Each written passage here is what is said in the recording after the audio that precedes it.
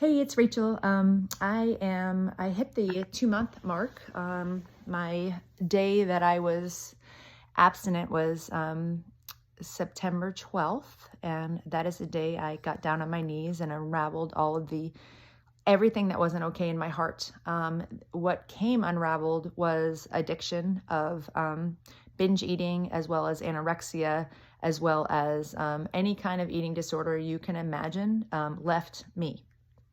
And I take this day by day, and I'm thankful to Jesus every single day for this.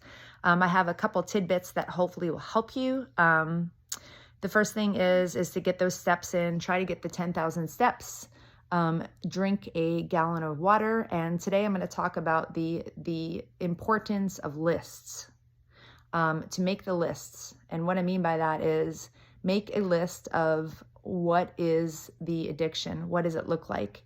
Make 10 bullet points. The addiction is how I feel. The addiction is what I eat. The addiction is the lashing out after people after I ingest that amount of food that's making me sick. The addiction is, and fill in 10 different things what the addiction is to you and what it means. The other list, I think that is a trigger points list.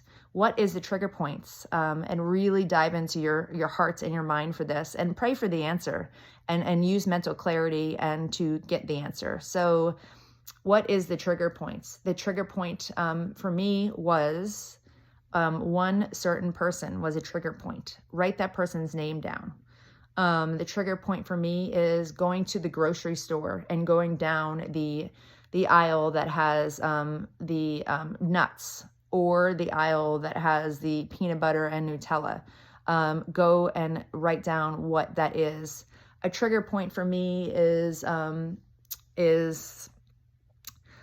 social media. Is that a trigger point for you? Really ask yourself. And if it is, and you're not going to give that up, that's okay, but just write it down to see it. And so write down lists of things that are not okay, and then write down a list of what is okay and what is going to get you to healthy and to abstinence. So the positive list would include the thing that's going to help me not be in this addiction is Jesus Christ. He is number one. So if that is the guiding spirit or the guiding love or our Father, write that down. Number one, who is going to help you with this addiction? Who is going to stop it? So that's the positive list. On that positive list, I would do things like what is going to help me? My running sneakers will help me, meaning that is going to do something to make you active. So that's a good aid. What is going to help me cure this addiction? Finding honesty in myself. So who is that person on the positive list that is going to support you on this journey? What is the podcast that you're going to listen to? Maybe that goes on your positive list. For a very long time, Steve Furtick, I would have him on that list. And also, what is going to stop you? And find that answer from within you, because I can promise you that any addiction can be cured without hundreds and hundreds of dollars in the diet industry. You don't need to pay the money. You need to get down on your knees. And so on the other list, the not so good list, maybe that scale is a deterrent of, I got to get that scale out of my house.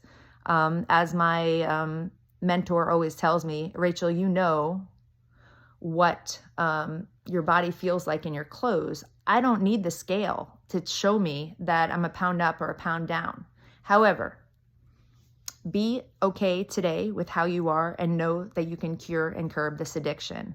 Again, a tangent thing to use is hot water with lemon to really bring you back in reality. To be aware that's of what you're going to do. A time period.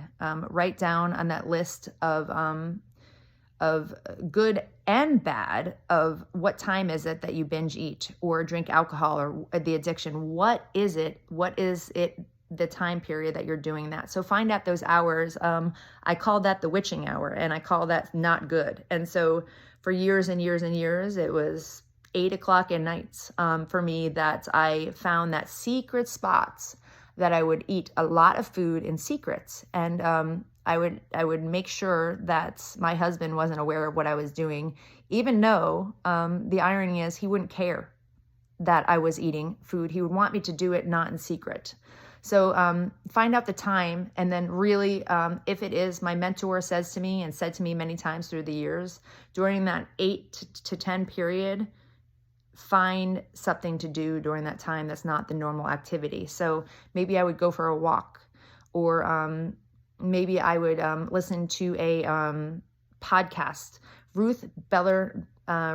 Bell Ruth Napperstack is awesome for relaxation. She's under Audible. I would highly suggest that you find that today. I really hope that I'm bringing you good fruits. I am pure in my heart, and I am pure in my mind, and I am a little bit kinder and a whole lot healthier. And it's been over 2 months. I hope this helps you. If I can help you, let me know. God bless you. Pray for me, and I'll pray for you.